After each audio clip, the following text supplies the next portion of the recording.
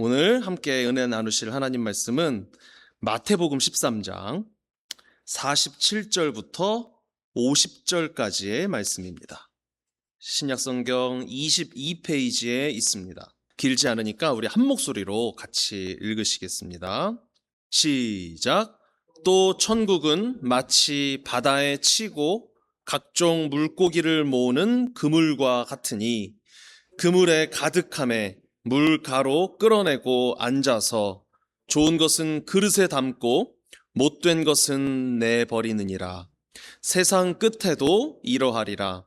천사들이 와서 의인 중에서 악인을 갈라내어 풀무불에 던져 넣으리니 거기서 울며 이를 갈리라.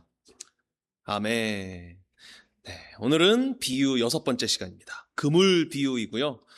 부제는 가치 없는 나를 가치 있게 부르시다 입니다.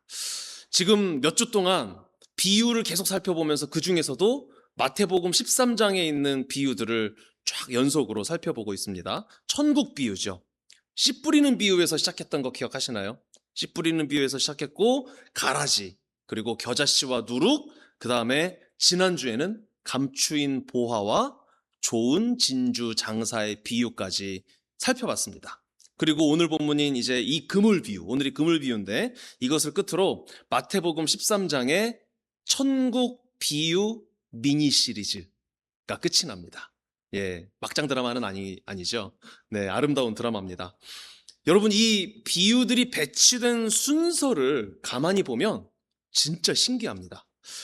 이 복음의 씨앗이 우리 인생에 떨어지는 장면부터 시작합니다. 그게 이제 씨 뿌리는 자의 비유였죠.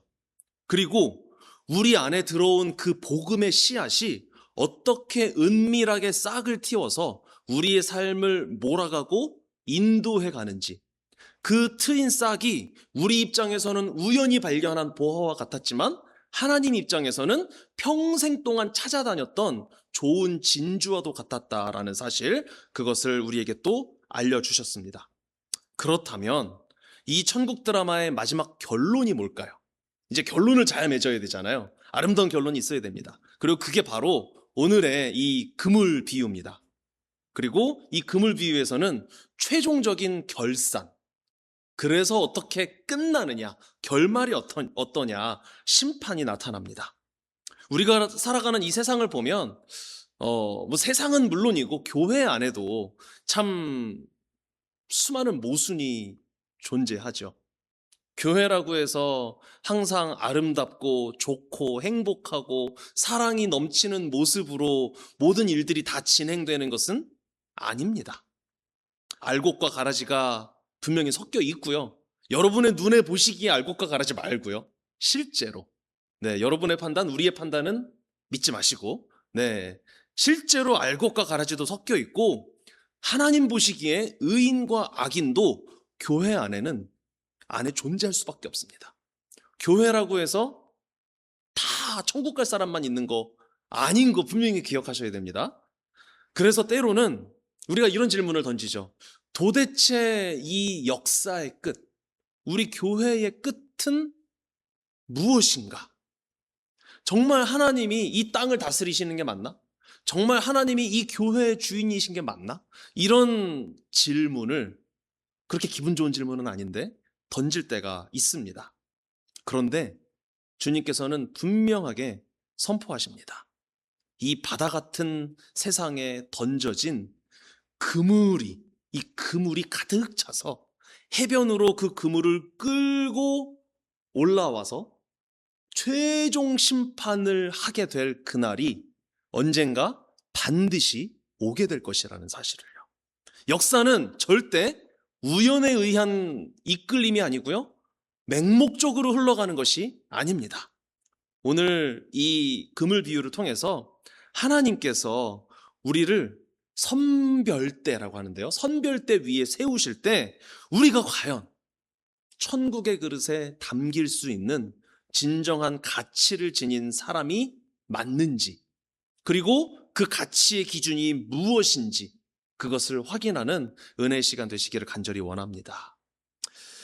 계속해서 이제 비슷한 표현이 나왔었죠. 최근 지난주에 특히 이제 계속 나왔는데요.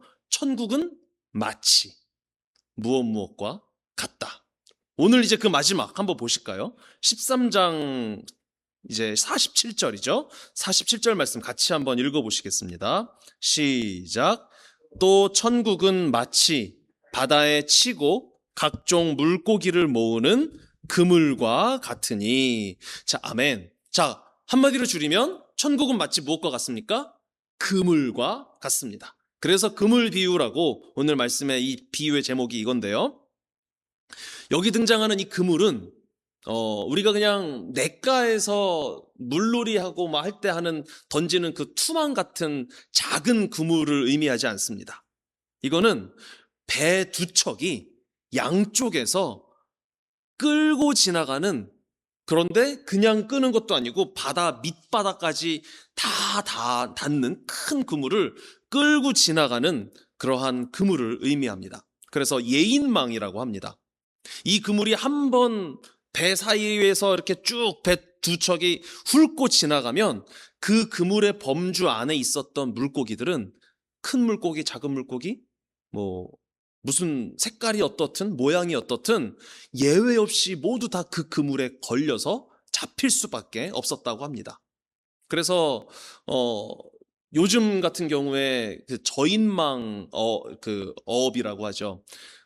요즘은 이제 멸종시키면 안 되니까 물고기를 새끼까지 다 이렇게 잡으면 안 되잖아요. 그래서 물고기를 잡았을 때 새끼 몇 센치 이하는 풀어줘야 되고 바닥까지 싹 끓는 이런 식의 예인망 그물은 사용하지 못하게 되어 있는 것으로 제가 알고 있습니다. 그런데 여기서는 그 그물을 의미합니다.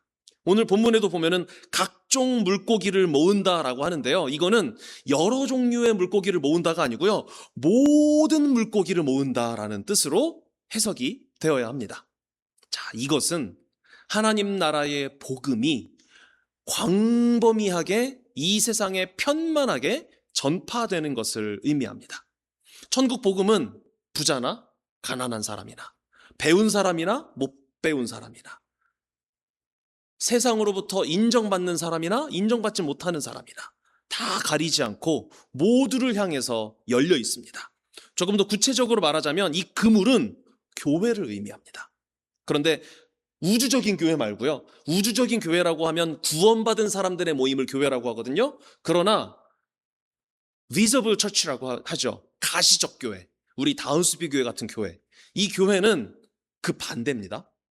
구원받은 사람도 있고 구원받지 못한 사람도 있고 아까 말씀드린 것처럼 그런 교회를 뜻합니다. 오늘날 우리 조직으로서의 교회, 모임으로서의 교회, 그래서 알곡과 가라지가 섞여 있는 이러한 교회가 바로 그물입니다.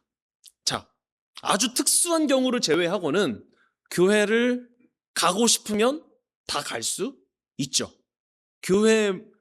당신은 교회 오지 마라고 막지 않습니다. 일반적인 경우에. 반대 방향으로 생각하면 교회에 가고 안 가고는 마치 우리가 어쨌든 선택할 수 있는 옵션처럼 보여집니다. 그렇죠? 교회를 오지 말아야 될 사람은 없고요. 누구든 원하면 다 올 수 있는 것입니다. 자, 이게 지금 그런 상황인 것입니다. 그물을 치고 쫙 훑으면 그 그물 안에는 모든 사람이 다 들어오게 되는 것입니다. 복음을 못 들어서 교회에 나오지 못하는 사람은 없잖아요. 일반적인 경우에요. 오지, 아프리카 오지, 박해받는 공산권 국가 이런 곳을 제외하면요. 자, 그런데 여기서 착각하면 안 되는 부분이 있습니다. 그물 안에 들어왔다고 해서 모두가 다 천국 백성이 되는 것은 아니라는 사실. 오늘 비유에서도 그런 부분이 분명히 나타나죠. 그물에 잡힌 모든 물고기가 다 그릇에 담기는 건 아닙니다. 예수님은 결국에 모든 인간이 다 구원받는다라는 보편구원론을 지금 말씀하시는 게 아닙니다. 가라지의 비유처럼 심판 직전까지는 이 교회라는 그물 안에 온갖 종류의 모든 물고기들이, 모든 사람들이, 모든 알곡과 가라지가 다 뒤섞여서 공존하고 있다라는 사실을 지금 이 장면에서 보여주고 있는 것입니다. 우선은 모두가 천국 갈 수 있는 후보예요. 후보. 천국에 들어갈 수 있는 후보자의 자리에는 모든 사람이 다 들어있는 것입니다. 그래서 그 그물 안에 모여들지만 그물망 안에 들어왔다는 사실 자체가 구원을 보장해 주지는 않습니다. 그물은 최종 목적지가 아니고요. 진짜 결론은 어디서 나죠? 이제 해변으로 끌고 와서 그곳에서 선별 작업을 통해서 최종 결정이 내려지는 것입니다. 자, 그래서 48절로 넘어가시면 여기도 한번 읽어볼까요? 자, 시작. 그물이 가득함에 앉아서 좋은 것은 그릇에 담고 못된 것은 내버리느니라. 아멘. 하나님께서 정하신 이 역사의 시간, 그 시간의 끝, 때가 차서 이제 그물이 가득해지게 되면 드디어 천사들에 의해서 가득 찬 그물을 해변으로 가지고 오게 됩니다. 이게 바로 역사의 끝, 최후 심판의 순간을 말씀하는 것입니다. 자, 여기서 천사들이 어떻게 행동을 하죠? 그물에 있는 고기들을 쭉 보고 그냥 대충 보고 휙 그냥 대충 선별합니까? 그렇지 않죠? 이 말씀을 보시면 물가로 끌어내고 앉아서, 자, 앉아서 지금 살핀다고 합니다. 앉는다 하면 혹시 생각나는 거 없으신가요? 우리 지지난 주일에 엑스카테드라 혹시 생각나세요? 예수님 시대, 고대 로마 시대에 앉는다라는 의미는 단순히 앉는 게 아니라, 쉬는 게 아니라 최종 판결을 위해서 판사가 재판석에 앉는 것을 의미한다고 말씀드렸습니다. 굳이 여기서 천사들이 선별한다, 골라낸다라고 하면 되는데 앉아서 한다라고 지금 표현하고 있죠. 여기도 똑같은 의미입니다. 예수님께서 절대 번복할 수 없는 최종 판결을 위해 우리에게 앉아서 모든 것을 이루셨던 것처럼 지금 천사들이 앉아서 물고기를 분류한다는 것은, 이 분류는 번복 불가. 한 번 내던져지면 지옥이고 한 번 그릇에 담기면 천국이고, 완벽한 최종 판결을 의미하는 것입니다. 자, 한 마리 한 마리 직접 이렇게 들어 올려가지고 면밀히 살펴보는 장면을 지금 예수님께서 그림을 그리듯이 말씀하고 계신 겁니다. 우리는 이 세상을 사는 동안에 교회라는 거대한 무리 속에 섞여서 우리의 무의식 중에 그런 게 있어요. 나도 이 무리에 섞여 있으면 천국 갈 수 있겠지. 사람들 앞에서는 경건한 모습을 보이고 헌신하는 모습을 보이면서 나를 포장할 수 있습니다. 사람들이 박수 치죠. 교회에서 아이고 믿음이 좋으십니다. 아유 어쩌면 그렇게 신실하세요. 그런 이야기를 들으면 기분 좋잖아요. 그러면 마치 그 신실함이 나를 구원할 것처럼 우리는 착각하게 됩니다. 번듯한 교회를 다니면, 훌륭한 교회를 다니면 이 교회 덕분에 그 분위기 속에서 나도 도매급으로 묶여서 함께 천국으로 올라갈 수 있다라고 믿습니다. 그래서 대형 교회에 숨어서 신앙생활하는 일들이 자주 발생하는 것이고요. 그건 꼭 대형 교회만 있는 일이 아니에요. 교회가 분위기가 은혜로워지고 부흥되고 좋은 흐름을 형성하면 꼭 그런 착각이 우리 속에서 일어나게 되어 있습니다. 이것은 예외가 없습니다. 그러나 해변에 정좌하여 우리를 감찰하시는 주님의 불꽃 같은 눈동자 앞에서는 그 어떠한 위선도 통하지 않는 줄 기억하시기 바랍니다. 우리가 천국 갈 때는, 우리가 심판받을 때는 교회 단위로 심판받는 게 아닙니다. 다운스비 교회로 우리가 함께 신앙생활했지만, 그러나 우리 교회가 아무리 은혜롭게 영적으로 부흥하고 좋은 신앙생활 공동체로서 가족으로서 아름답게 했더라도 심판받을 때는 개인 단위로 받게 되어 있습니다. 너는 다운스비 교회 다녔구나, 천국이 아니고요. 그 다운스비 교회에서 얼마나 예수 그리스도를 의지하는 진짜 믿음을 가지고 신앙생활을 했느냐, 1대1 하나님 앞에서 나 개인이 완벽하게 발가벗겨진 채 심판받게 되는 것이 우리의 종말의 모습이라는 사실을 꼭 기억하시기를 부탁드립니다. 그래서 우리가 이제 이 심판을 생각하면 이제 기준이 무엇인가를 따져야 되는데요. 천사들이 샅샅이 물고기를 한 마리 한 마리 이제 살펴보고 골라내잖아요. 그 기준이 무엇입니까? 오늘 본문의 표현을 따르면 좋은 것과 못된 것이라고 지금 표현하고 있습니다. 우리는 본능적으로 이 단어를 딱 보면 좋은 건 뭐죠? 착한 것. 도덕적으로, 윤리적으로, 성품적으로 나이스하고 좋은 것. 그렇게 생각하게 되고요. 나쁜 것, 못된 것 하면 뭐죠? 행위의 잣대로 계속해서 판단을 합니다. 내가 과연, 이게 우리도 모르게 표현을 하는데요. 내가 과연 말씀대로 살고 있느냐? 말씀대로 살아야죠. 그렇죠? 그런데 이게 심판의 기준인 것으로 자꾸만 착각하게 되는 게 우리의 성향입니다. 착하게 살면서, 말씀대로 살면서, 남 구제 많이 하면 좋은 물고기, 거짓말하고 위선을 떨고 말씀대로 살지 못하면 그러면 못된 물고기겠지. 자꾸 그렇게 생각을 하게 되는 거예요.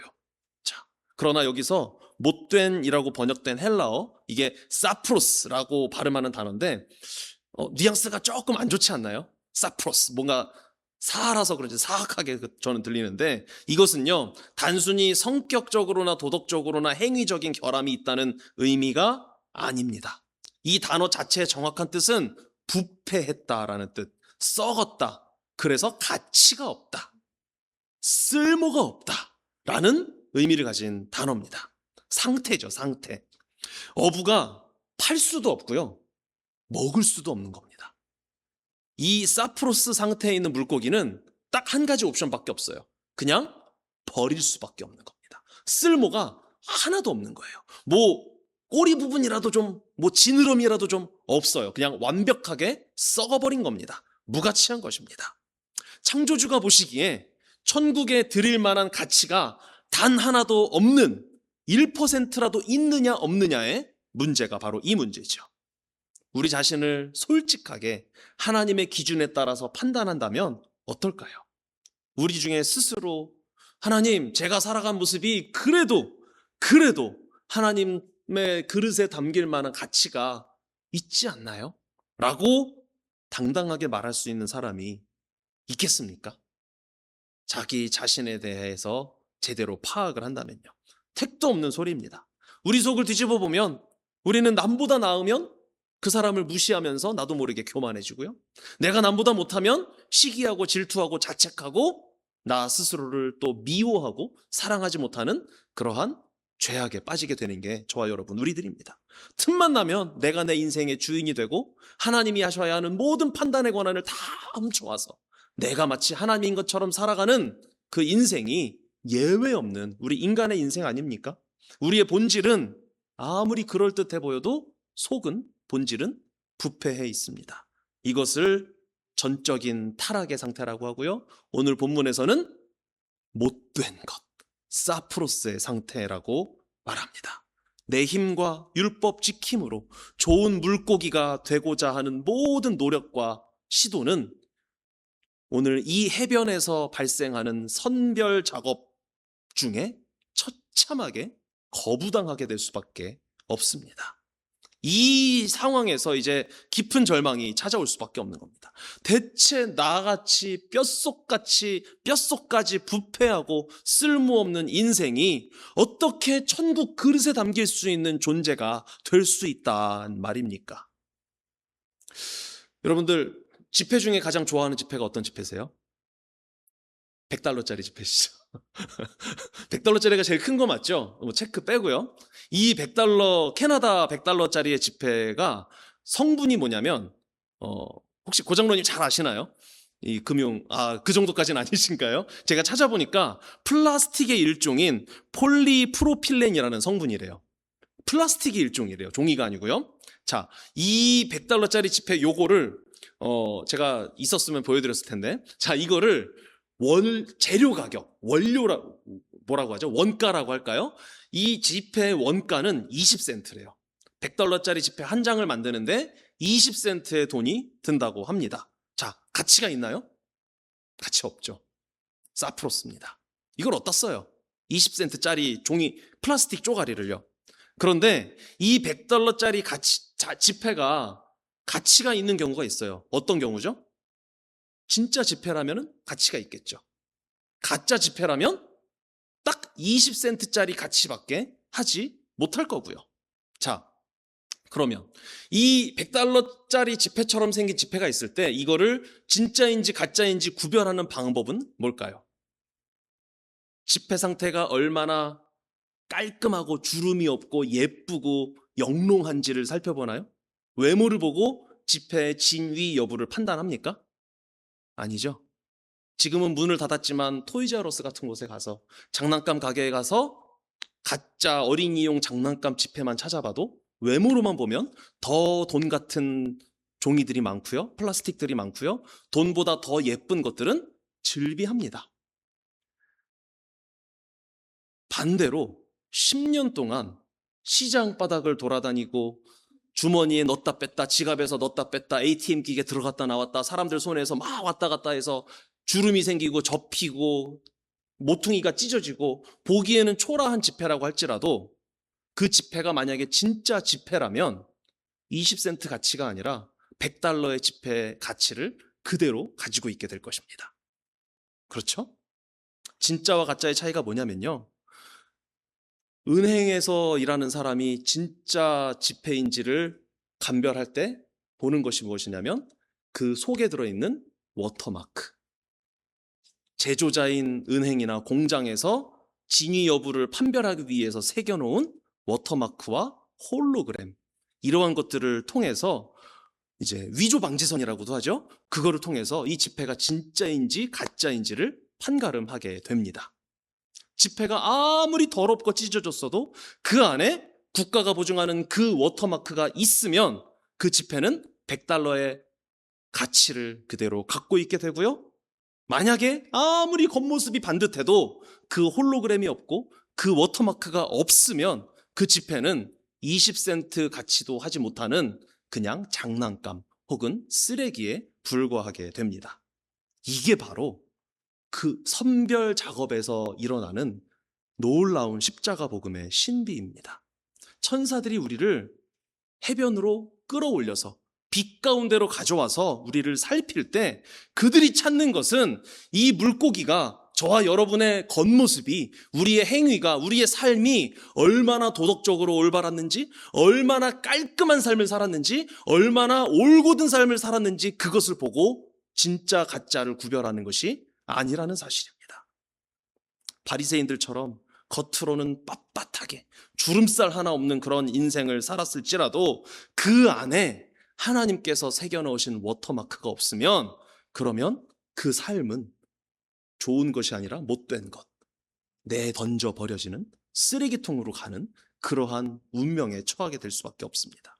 반대로 비록 세상의 바다를 살아가면서 구르고 이리저리 찢기고 상처나고 흠집나고 그러한 더러워 보이는 인생이라고 할지라도 빛이신 하나님 앞에 비추었을 때 우리 영혼 깊은 곳에 하나님께서 새기신 그 단 하나의 흔적이 있다면 하나님께서는 천사들을 통하여 이 물고기는 천국 그릇에 담아라 라고 명령하여 천국으로 선별되는 결과를 맞이하게 될 것이라고 믿습니다. 그 흔적이 무엇입니까? 하나님이 새기신 워터마크, 그것은 바로 예수 그리스도의 피인 줄 믿습니다. 이 잔은 내 아들 예수의 피로 보증된 나의 소유다 라고 하나님께서 예수님의 그 십자가 보혈로 인증마크를 찍어두신 것입니다. 그 주권자의 보증, 그 십자가의 흔적이 무가치한 종이 조각 같은 우리의 겉모습을 이 우주에서 가장 가치 있는 존재로 증명해주는 놀라운 역할을 감당하는 것입니다. 본문의 49절, 50절 이제 마지막 선포를 함께 읽어보실까요? 두 절입니다. 49, 50절 시작. 세상 끝에도 이러하리라. 천사들이 와서 의인 중에서 악인을 갈라내어 풀무불에 던져 넣으리니 거기서 울며 이를 갈리라. 아멘. 예수님은 그 물에서 갈라지는 이 두 무리를 명확하게 부르십니다. 못된 물고기를 악인이라고 하시고요. 이분법이에요. 중간은 없습니다. 죄송하지만요, 이건 흑백 논리입니다. 못된 것은 악인이고요, 좋은 물고기는 의인이다라고 지금 예수님께서 직접 말씀하셨습니다. 우리의 해석이 아니고요. 여기서 말씀하시는 의인은 헬라어로 디카이오스입니다. 좀 들어보셨죠? 사도 바울도 계속 말했던 의, 예수 그리스도의 의, 똑같은 단어입니다. 성경이 말씀하는 의인은 그러면 누굽니까? 평생 한 번도 죄를 짓지 않은 사람입니까? 아니면 자신이 지은 모든 죄를 낱낱이 하나도 빠짐없이 다 반성하고 고치고 회개했다고 하는 그런 사람이겠습니까? 11조 안 빼먹고 주일 성수 철저히 하고 자신이라는 종이를, 인생이라는 종이를 빳빳하게 다림질하고 유지하는 그러한 인생을 살아간 사람이겠습니까? 아니죠. 의인은 오직 십자가에서 흘리신 예수 그리스도의 보혈로 씻음받아 하나님으로부터 너는 의롭다, 너는 내 아들 예수의 피가 묻어 있으니 그 피로 인하여 의롭다고 내가 해줄게 라고 인정해 주신 그러한 사람들인 줄 믿습니다. 그렇기 때문에 우리는 천국 그릇에 담길 수 있는 자격을 갖춘 것이 아니라 선물 받은 것입니다. 나의 행위는 철저히 부정당하는 것이죠. 그리고 예수님의 의로움이 우리에게 전가된 것입니다. 재밌게 표현하자면 전염된 것입니다. 내 모습만을 보면 영원히 풀무불에 던져져야 할 썩은 물고기입니다. 우리 삶은 그래요. 무슨 짓을 해도 우리는 썩은 것밖에 내놓을 수가 없습니다.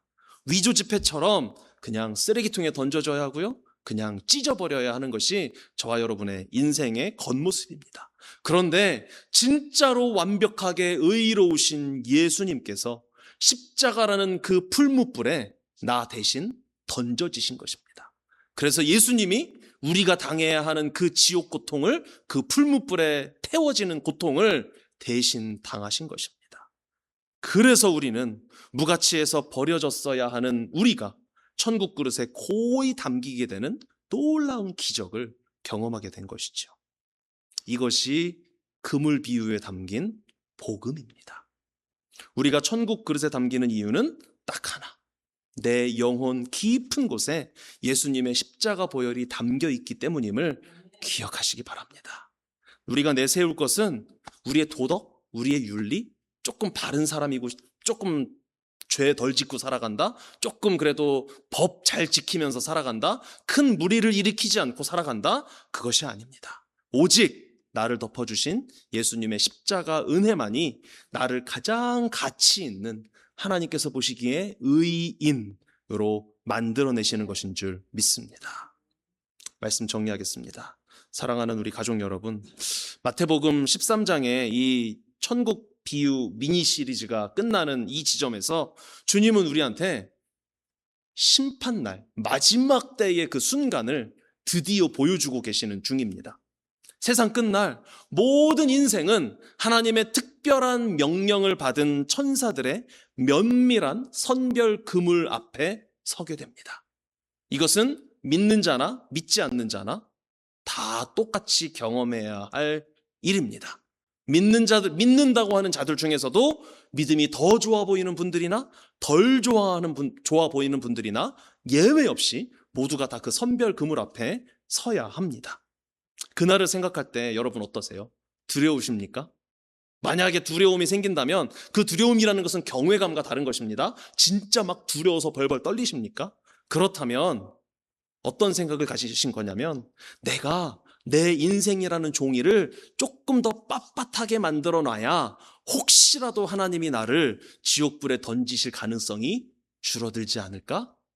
내 행위를 여전히 의지하고 있다라는 뜻입니다.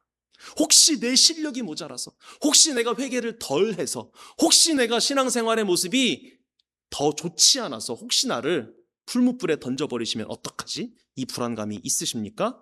아닙니다. 심판은 예수 그리스도 안에 온전한 은혜에 잠겨있는 자들에게는 두려움의 순간이 아니라 기대의 순간이 될 줄 믿습니다. 그러나 여전히 두려운 것이 정상입니다.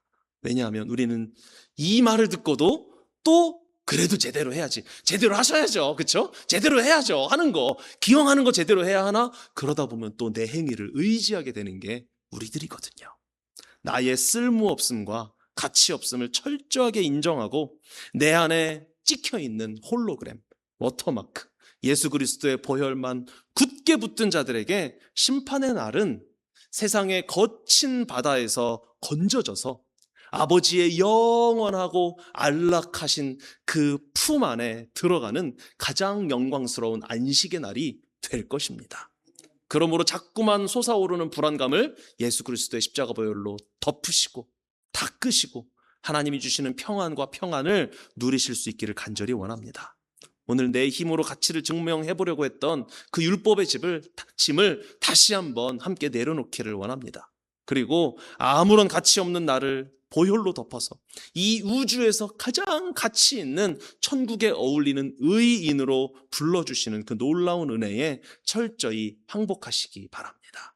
나의 어떠함이 아니라 내 안에 새겨져 있는 십자가의 붉은 피만을 당당히 의지하여 영원한 천국 잔치에 참여하는 영광을 누리는 저와 여러분 우리 모두가 되시기를 예수님의 이름으로 축복합니다.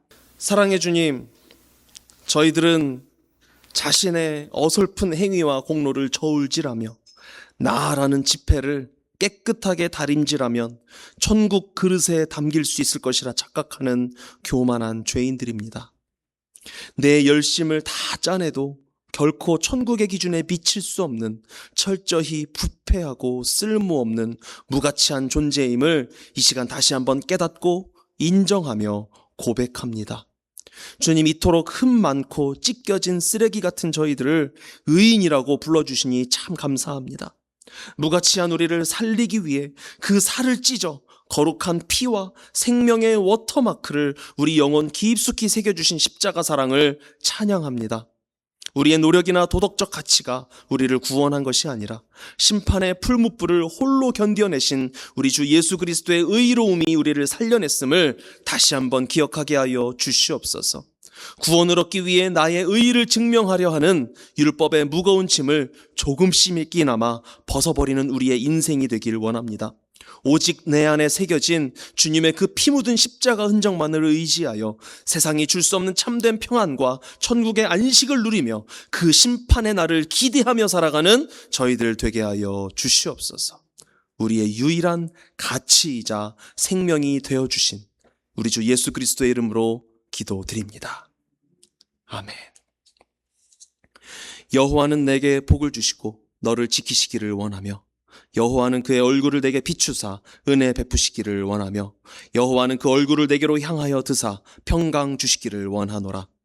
우리 주 예수 그리스도의 은혜와 아버지 하나님의 놀라우신 사랑과 보혜사 성령님의 인도하심이 위조 지폐처럼 나의 거짓된 겉모습을 꾸며내는 것이 아니라 오직 내 영혼 깊숙이 선명하게 새겨진 예수 그리스도의 보혈만을 유일한 인생의 가치로 붙들기를 소원하는 모든 하나님의 자녀들 예배자들 머리 위에, 그들의 가정과 직장, 사업장, 학업 위에, 우리 조국 대한민국과 삶의 터전 캐나다 위에, 우리 주님의 몸 되신 다운스비 교회 위에 지금부터 영원토록 함께 있을지어다.